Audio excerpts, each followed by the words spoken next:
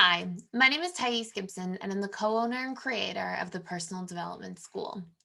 This is your daily breakthrough video, and in this video, I'm going to talk to you a little bit about how to rebuild trust with a dismissive avoidant attachment style individual, especially after there's been some kind of criticism.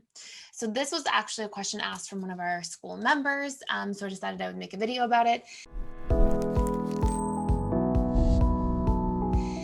Before I dive into all of this content, we still have our With You promotion going on. There's a link in the description box below. It's for 25% off our all access pass, giving you access to all of our courses, the 4 live webinars I do with our students every single week, as well as our mastermind groups, morning and evening routines, group socials, all the stuff we have going on inside there. So link in the description box below for that. And the coupon code is With You, all one word. So let's discuss this.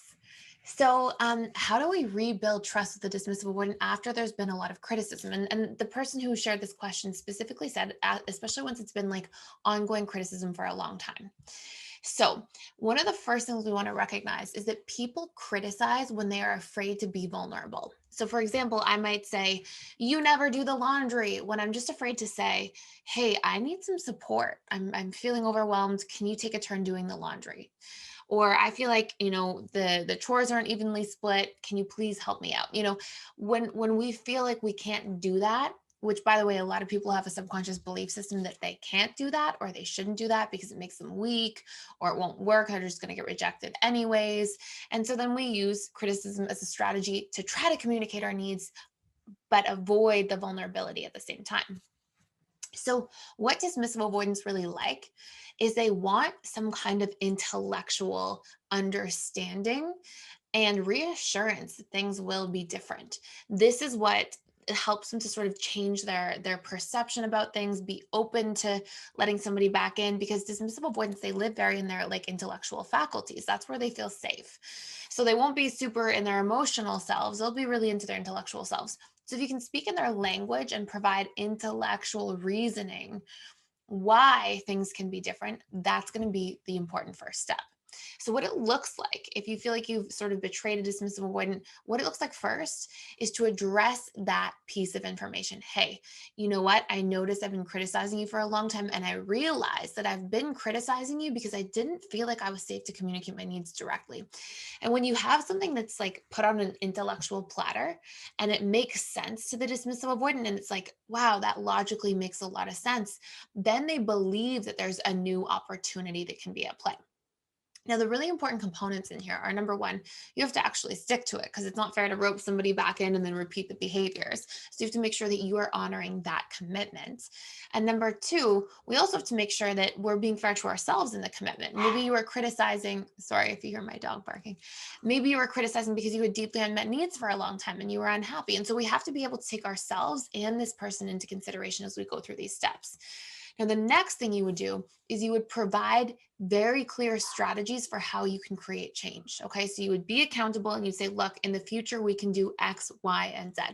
And you might say, in the future, when I'm feeling stressed, and even if I realize I haven't been communicating my needs and I feel that stress coming up, I will make an effort to specifically write to you, this is what I'm feeling, this is what I need, whatever it might be. Okay. So you can put a strategy together that works for your relationship that will be a sort of mitigator of potential negative output that can lead to criticism, right? So as long as you have that, again, it's like that extra reassurance for the dismissive avoidant.